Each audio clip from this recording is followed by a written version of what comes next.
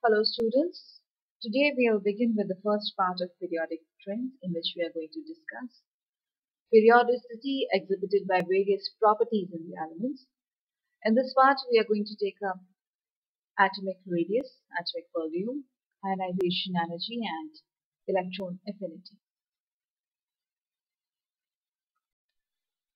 Those properties of the elements that depend upon the location of the element in the periodic table are known as atomic properties. For example, atomic radius, ionic radius, ionization energy, electronegativity, electron affinity, etc. The atomic properties as well as the chemical properties show periodic variations. Before we begin with periodicity properties and the reason of periodicity, let's get some clarity on some basic definitions. The first of them is effective nuclear charge. It can be defined as the net nuclear attraction towards the valence shell electrons. Now we know that the nucleus is surrounded by electrons which revolve around it in various levels. So the attraction of nucleus on the outermost electrons is not as strong as it would have been in the absence of the inner electrons, that is, those electrons that revolve closer to the nucleus. We can represent effective nuclear charge in the form of a simple mathematical formula, which is Z star is equal to Z minus S. Here Z star is equal to effective nuclear charge, Z is the nuclear charge, and S is the screening constant. Screening constant brings us to another term, that is screening effect. Screening effect can be defined as the protection of the valence electrons from the nuclear attraction by inner shell electrons due to the repulsion between the inner shell and the outer shell electrons. It can be quantified in terms of screening constant. Its value for those electrons which are present in 1s orbital is 0.30. For electrons present in sp-d orbitals of n-1 level, its value is 0.85. And for the electrons in sp-d-f orbitals of n-2 level, it is 1.0. Let's have a look at this figure. This atom represents lithium atom in which 3 protons are present in the nucleus. There are 3 electrons out of which 2 are in the 1s orbital and the 1 is in the outer 2s orbital. So the attraction of these 3 protons for this electron, that is 2s electron, will not be as strong as it would have been in absence of these 1s electrons, because these 1s electrons cause repulsion to this 2s electron, and thus the effective attraction of the nucleus on this 2s electron decreases. This is the presentation of sodium with 11 protons in the nucleus and 11 electrons moving around the nucleus, out of which 2 are 1s. 2s and 2p amount to 8 electrons and 1 is 3s electron.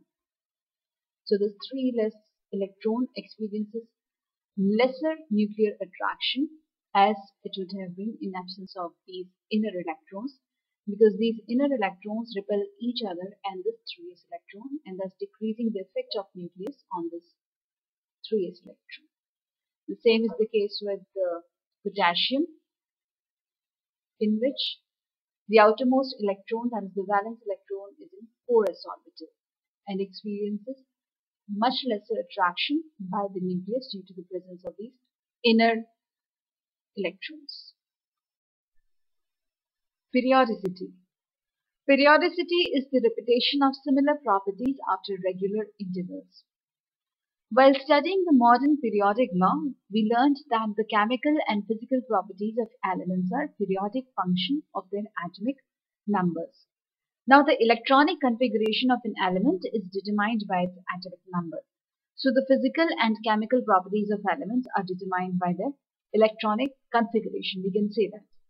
Now, when electronic configurations of elements are written as a function of their atomic numbers, similar outer electronic configuration gets repeated at regular intervals. Therefore, it is the similarity in the outer electronic configurations which causes periodicity in the properties of the elements. For example, all alkali metals have the outer electronic configuration Ns1. Hence, Similar properties are exhibited by them.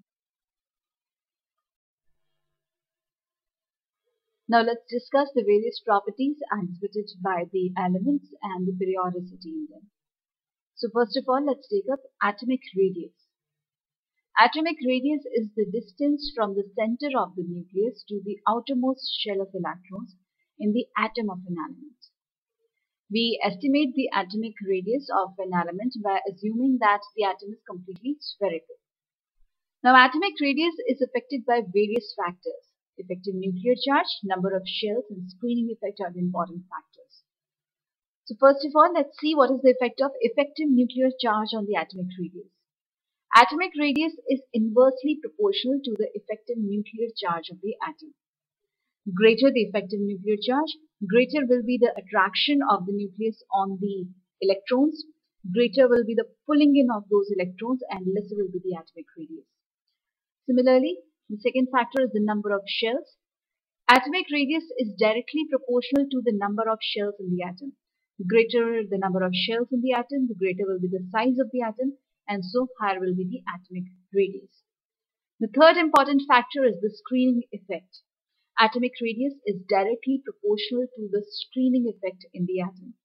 If the screening effect is high, the pull of the nucleus on the outermost electrons or the valence electrons will be less. So the pulling in of those electrons will be less and the atomic radius will be high. On moving down a period, the atomic radius increases.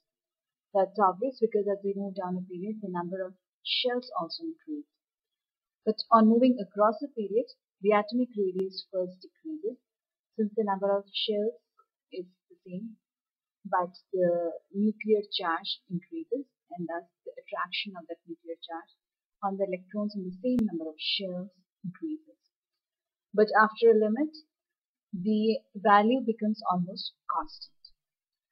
Cesium is the biggest in size because francium is radioactive, and hydrogen is the smallest in size in the modern periodic table.